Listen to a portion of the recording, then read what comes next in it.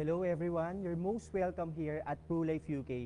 Build your business via Facebook live stream. So by the way, my name is Rafi Ibale. I'm one of the branch manager of ProLife UK and also the CEO and president of Destiny Life Insurance Agency. So before we get started, ayan, sobrang dami nating mga viewers right now, no? So, by the way, no, so maybe some of you, you're wondering bakit kayo nandito. So maybe, no, for others, you're being tagged by your friends and di ba, immediately you're here. And for others, you're looking for extra income somehow, no, to meet your goals for this year 2024. And for this year 2024, meron ba sa inyo gumawa ng mga bucket list just like me? Kasi when we started the year 2024, excited tayo, no? So ano-ano ba yung mga uncomfortable ka na sa house na tinitiran mo ngayon, parang your goal is to transfer to a new house, your dream house. And for others, you want to give back, no, to your parents. So maganda rin goal yan, no? And for others naman, syempre, di ba, tapos na yung pandemic, baka meron ka ng dream travel destination for this year 2024. So whatever the goals that you have this year, so okay lang yan because every one of us, we have this opportunity to increase this year 2024. Saktong-sakto because this time, one of your friend na financial advisor sa ProLife UK and you want to know ano ba yung perks ng pagiging financial advisor.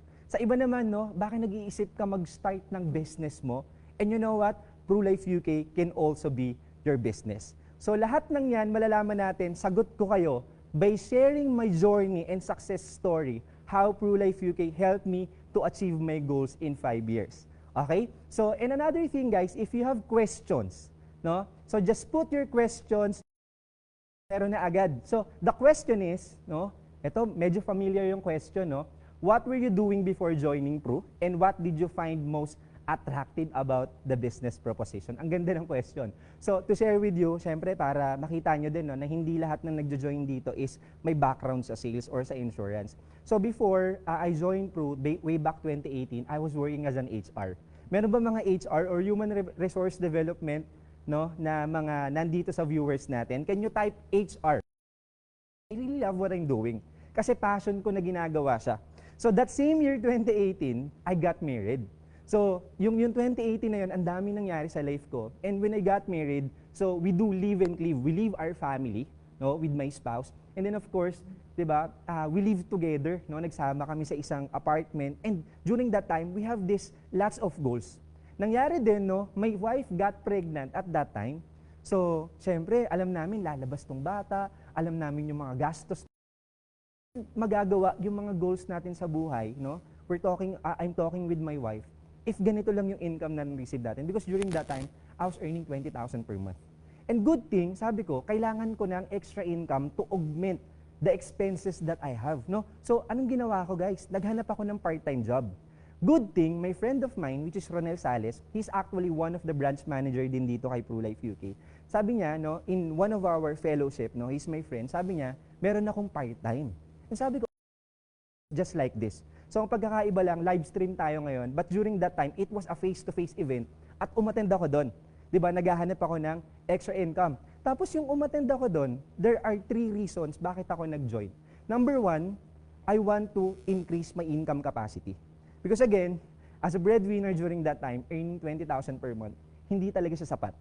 Okay? Kasi alam ko, nalalaki tong bata na to, may mga needs to, and we have to, 'di ba, pay all the remaining expenses that we have during that time.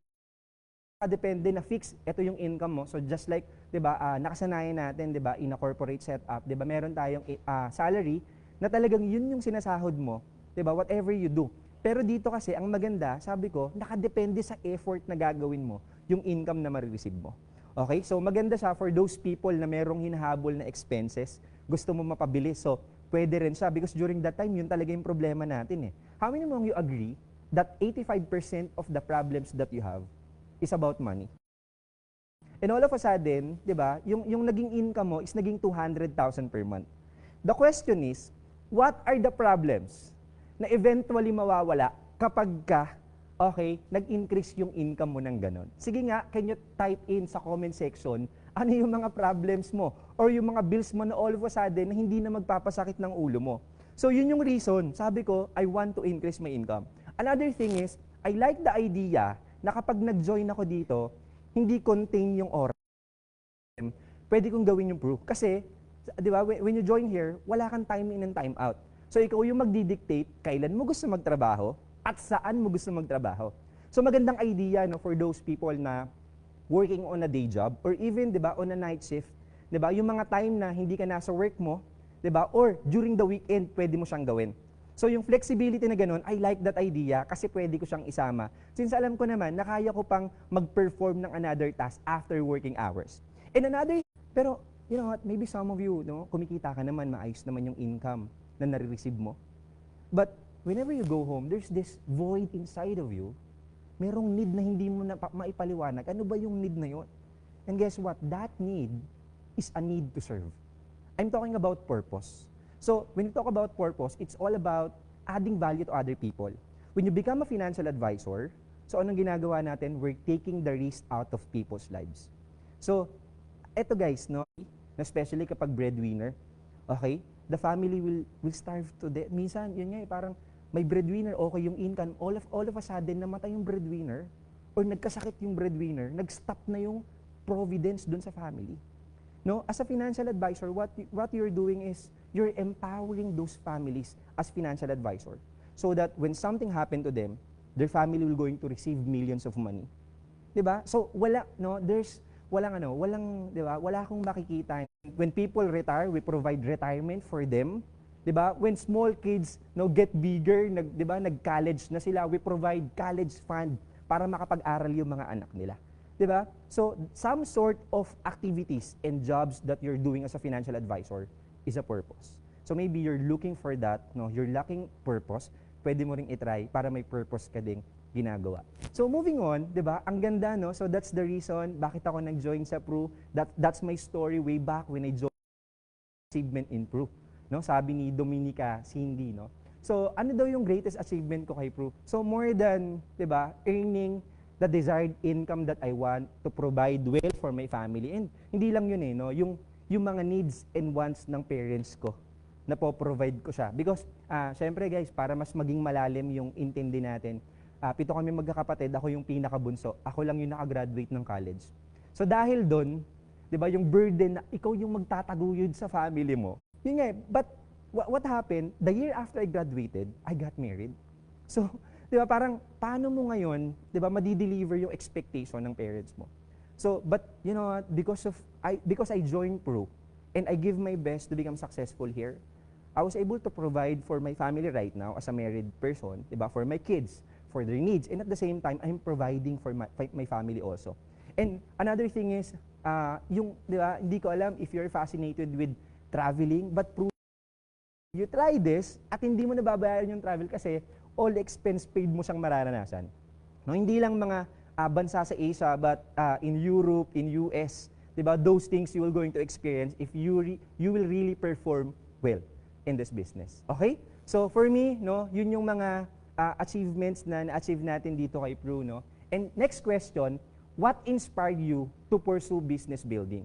And what is most rewarding, fulfilling as a business builder? Ito yung magandang question, no? For those people who are business-minded, no, meron kang idea na one day I will going to put up my business, 'di ba? And iniisip mo kung mag-start ka ng business, one of the things that you have to consider is capital infusion, 'di ba? So kung gusto mong kumita, no, I have this businessman, a friend of mine, sabi niya if you want to earn, no, yung sure na meron kang 20,000 per month na net income, you have to spend 750,000. 'Di ba? So sa atin, no, yung mga aged person, ito yung maganda, okay? So, pag in-start mo yung PruLife UK, you can actually make your business here by building your insurance business. So, basically, ganito ginagawa natin. We distribute insurance policies to empower Filipino families that when something happened to them, we will provide money for them. 'Di ba? So, yung need na yon, if ako lang yung gagawa, so it's very limited. Okay? Kasi hindi naman ako omnipresent or hindi ako present everywhere. Okay? There's a lot of people out there na wala pa talagang insurance eh. So, with that in mind, sabi ko, I have to build my team. So, I started to recruit people, no, yung mga friends ko, 'di ba, na gusto rin naghahanap din ng another opportunity or source of income. No, tapos eventually, no, naging purpose na rin nila yung ginagawa nila. And I was able to build my team, no, we become 20, we become 100, and the agency right now is 600 manpower. So imagine, 600 people distributed will going to put you on a business level. Okay? So if you're a business person, you're getting this, na ganun siya nag-work. So ngayon, the next question is, what is most rewarding? No? Ano ba yung rewarding doon pag naging, 'di ba, business builder ka? Pag nag-start ka ng business mo dito kay Pru. So number one, syempre, mas malaki yung income capacity. Why? Because no, with lots of people under your team, no? Again, as I said kanina, 'di ba, nagdi-distribute tayo ng insurance policies. So all of a sudden, when you form your group, mas marami here kasi hindi naman, 'di ba? Hindi naman basta-basta 'yon, 'di ba? So you bring people here and they will be licensed as a financial advisor. So after noon, they will going to sell and distribute insurance policies. A lot of people are doing the business. So pag nangyari 'yon, mas malaki yung income na papasok sa iyo. And another thing, mas madali mong mai-hit yung mga incentives na meron yung company. Kasi you can hit incentive via personal production or kung 'di ba, you sell insurance and investment policies. Another thing, you hit it, pinakagusto ko, 'di ba, na reward is seeing those people change their lives, no? Even those people that I bring in here, no, na nag-start sila mga 2 years pa lang sa work, age 22, 24, 26, and in just 3 years, their lives, no, talagang sobrang tindi ng pagbabago sa buhay nila. It affected their family, and they grow as the best version of themselves. So that's the reward and very fulfilling, no, as a business builder. So meron data dito. Okay. So another question, ayan. Okay. So what were the initial doubts and challenges you encountered when you started your Pru business, and how did you overcome them? Magandang question. Kasi 'di ba, most of us here na nandito ng mga viewers natin ngayon, 'di ba? Most of us here wala ka namang idea with this industry. 'Di ba? Just like me before. 'Di ba? Most of us here wala ka namang sales background. 'Di ba? So syempre may market. Hindi ko magagawa 'to kasi wala akong market eh. Kasi yung background ko simula nung kinder, high school, 'di ba? Elementary, high school hanggang college, 'di ba? I was studying in public schools. So, syempre inisip ko, ay wala naman akong mayamang kilala. But you know what? It was just in my mind. 'Di ba? Yung understanding ko lang na wala akong market. Sa totoo lang, 'di ba? If you grow into 20 years old, there are a lot of people you know. Okay? So and again, balik ko lang, we have 100 dito because we provide high caliber trainings for our financial advisors para maging magaling ka. 'Di ba? You don't have to start perfect or magaling na agad, pero by just attending training, following the process, eventually you'll be able to make it. Okay? And another doubt ko rin and challenge ko rin when I'm starting is, okay, wala akong sales background. 'Di ba? So most of us ganun, 'di ba? Wala akong sales background, paano ko ba gagawin 'to? You know what? Yung sales kasi, 'di ba? We are giving solution, no, to our Filipino people with regards to their finances. Okay? So habang ginagawa mo siya, you don't feel like it's selling. It's all about, 'di ba, living the purpose of helping our Filipino people with regards to their finances by just attending training. No, attend ng training, eventually you'll become equipped financial advisor and you'll be able to make it happen. Because when I was starting, I was not like this. No, I am shy. Hindi ko alam kung magagawa ko ba 'to, hindi ko alam kung paano start this journey. So, 'di ba, ito na yung mga tanong ng iba, no? Sama mo parang nakaka-relate ka, parang sa tingin ko kaya ko namang gawin 'to eh. 'Di ba? Nandiyan ka, you're watching, sabi mo kung kaya niya, mas kaya ko siya kasi mas gwapo ako sa kanya. May mga ganun ba? Hindi naman dahil doon, no? So, first of all, if you want to do this, no? So, meron tayong licensure exam. 'Di ba? Ito yung maganda dito, 'di ba? So, we are a professionals. So, before you even do it, no, you have to take Insurance Commission exam. So, don't undergo some sort of training. Okay? So, when you're able to do that, no, and then you're going to wait for your code as financial advisor. So, pag na-code ka na as financial advisor, then you're going to start your business. And for you to know more, no, paano ka mag-start as financial advisor, might as well, yung mga friends mo na nag-invite sa'yo dito, you talk to them for more details kung paano ka makaka-join as financial advisor. Ang dami na kasing excited, no, na gustong-gusto na talaga nila mag-join, 'di ba? So, ayan, 'di ba? Meron pa ba tayo? No, paano ba maging financial advisor? Ano ba yung mga perks nito? Sino ba si Pru Life UK, 'di ba? So ngayon nakikilala na natin bakit ginagawa ng mga financial advisor yung work nila as financial advisor. Ayan, so let the question keep coming. Yan, no, meron pa ba tayong mga question for this time? Okay, so ayan, no, yan, mukhang nasagot natin yung mga question kasi yung iba nagtatanong sila, same question kanina, medyo nasagot na natin, no? Ayan, so, ayan, no, so merong, so, this is actually New Year. Tama ba? 2024, March pa lang naman, so third month pa lang tayo. And for sure, most of you are praying for breakthroughs. No? Baka yun parang paulit-ulit na yung mga problemang na-experience mo. You want to experience something big, something new. And diba, there's nothing wrong with that. You want to experience that, there's nothing wrong with that. Diba? Gusto mo naman maka-breakthrough for this year 2024, you've never experienced before. Diba? And there's nothing wrong with that. Diba? But then again, let me just tell you this. If you are going to do the same thing for this year, just like what you did last year, let me tell you this, you will experience the same result. I always tell people, if you want to experience something you've never done before, you have to do something you've never done before. Kung gusto mo makaranas ng mga bagay na hindi mo pa nararanasan dati, kailangan maging willing kang gumawa ng mga bagay na hindi mo pa nagawa before. For me to have an extra income, little did I know that this career will be a career of my life and will going to achieve my dreams in just 5 years. Ayan, so meron tanong, no? Pwede po ba ito sa part-time job? Yes, of course. No, you can actually join here part-time. Kasi ako when I joined PruLife UK way back 2018, I was a part-time. Okay, for 5 months I was a part-time, and then after 5 months, medyo lumampas na kasi yung time, and I ran to become one of the agency leaders of PruLife UK to build my business here. So, yun din yung something that you can do here, no? If you're looking for opportunity to build your business, pwede mo rin siyang gawin. But again, you can start as part-time, no? There's nothing wrong with that. Okay? So, yan, no? So, hopefully, nasagot natin yung mga tanong. And, guys, no, if you wanna join in this career, again, tap lang natin yung mga friends natin na nagtag sa atin dito sa inyo ito, there's nothing wrong with that kasi wala namang mawawala sa inyo. Okay? And again guys, you will never know until you try. Okay? So willing to be a financial advisor too of PruLife UK. Paano po? So I think no, na-answer na natin ito kanina. If you want to become part of us to be a licensed financial advisor, so first of all, yun nga, you will going to take your insurance commission exam. And then you will going to undergo some sort of trainings that will be provided for you para maging equipped ka. Question, ano po advice nyo sa mga gustong mag-join kaso medyo hesitant dahil sobrang introvert nila? I have a good news for you. Okay? Ano yung good news? Sales is not for extrovert people. You know what? I really find a lot of introvert people, okay, na $1 million round table sila. So, ano yung $1 million round table? Yan yung prestigious award na binibigay sa isang financial advisor. You don't have to be extrovert. You just have to realize ano yung value ng plan na ino-offer para maging successful dito.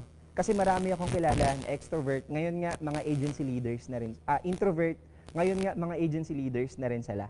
So, a lot of friends and a lot of unit managers under my team na mga introvert sila. Yung iba CPA, di ba? So kapag mga certified public accountant, mostly mga task-oriented talaga sila. They're not people-oriented. But because they have goals and they want to succeed in this career, they were able to overcome their weaknesses, which is talking to people. It's good.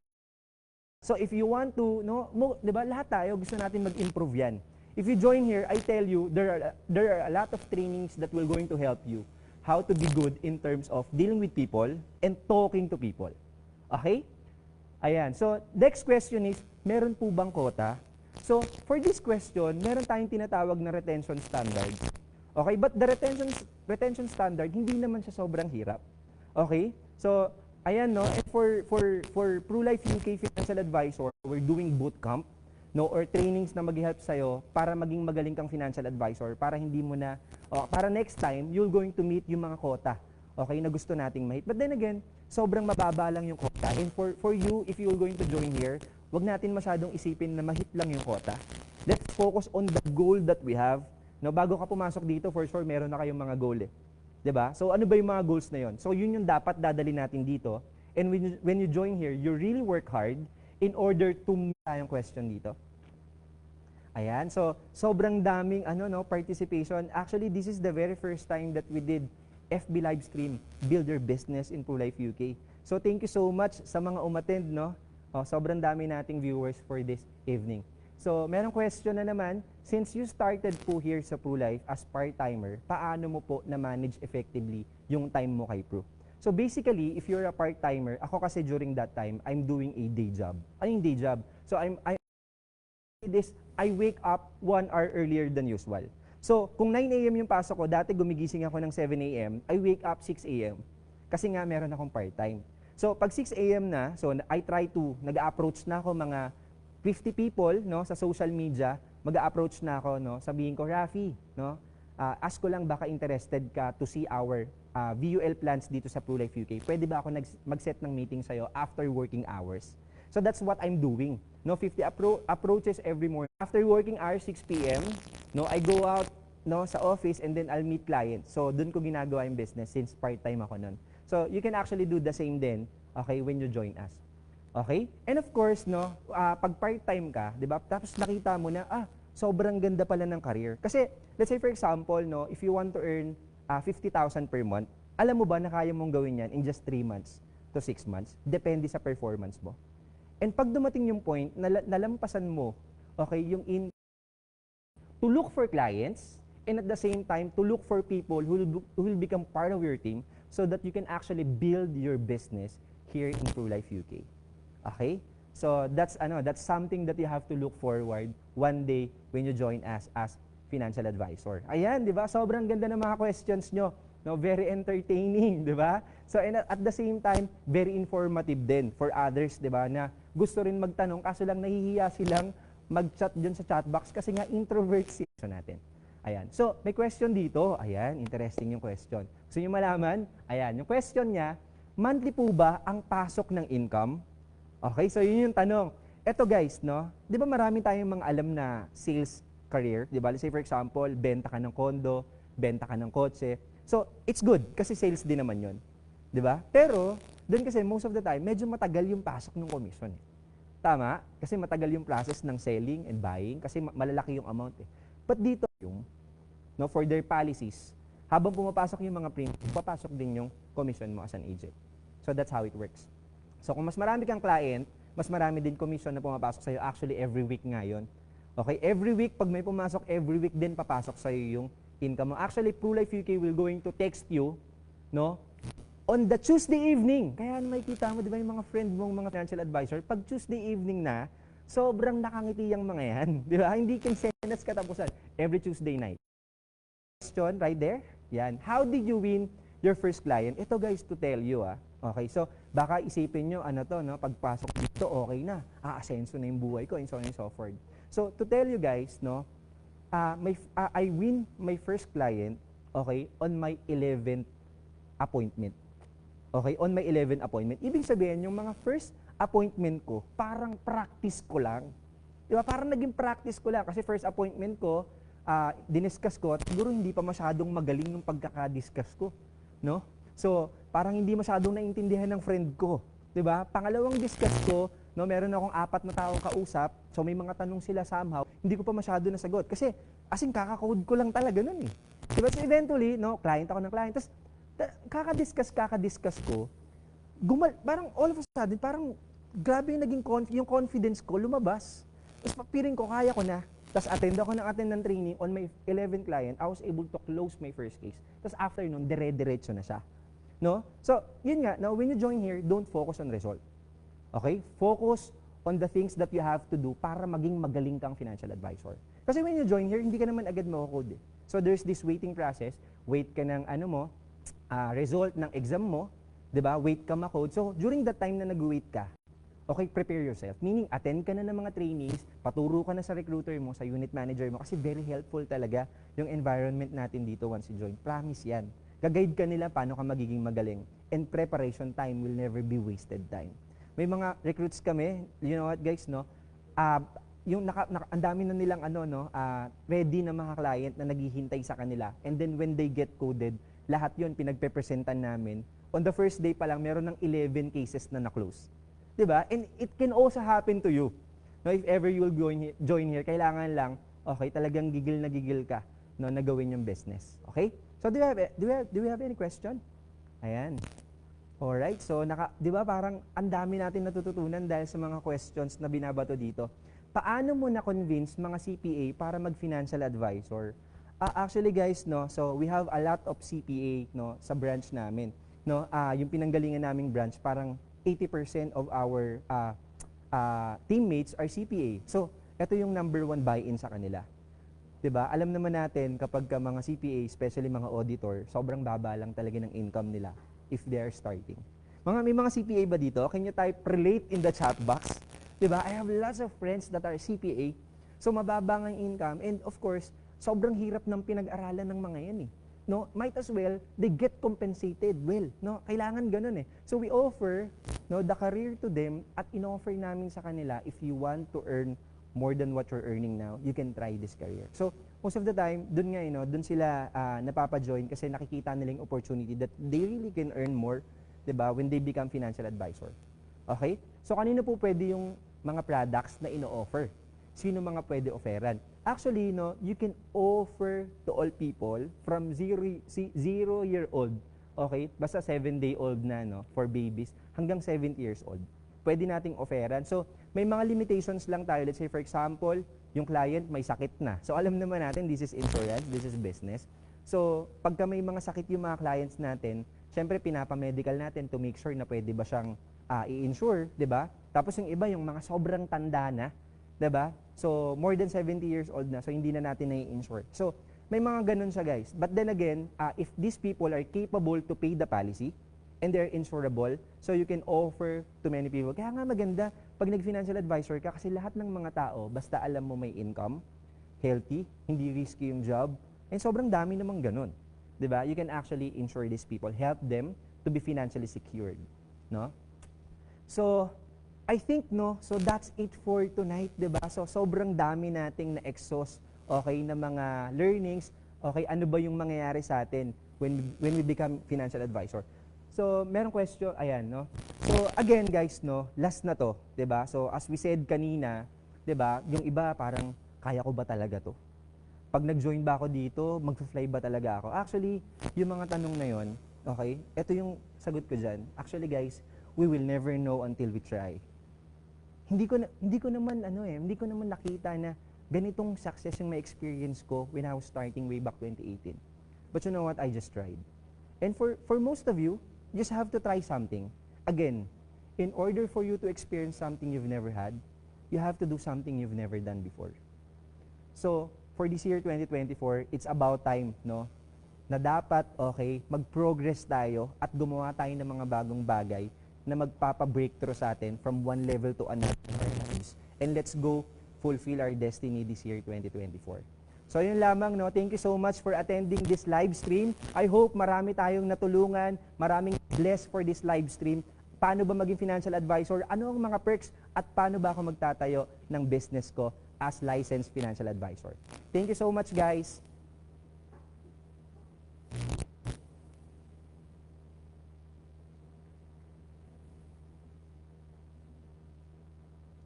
And by the way, guys, no, just in case, no, you want to know more, no, and you want to join, okay, as a financial advisor, so you can register through the link, okay, na nandyan po sa comment section natin. Okay, so meron tayo dyan link, no? So thank you so much, guys, and God bless everyone. Okay? Thank you, guys. See you in our team.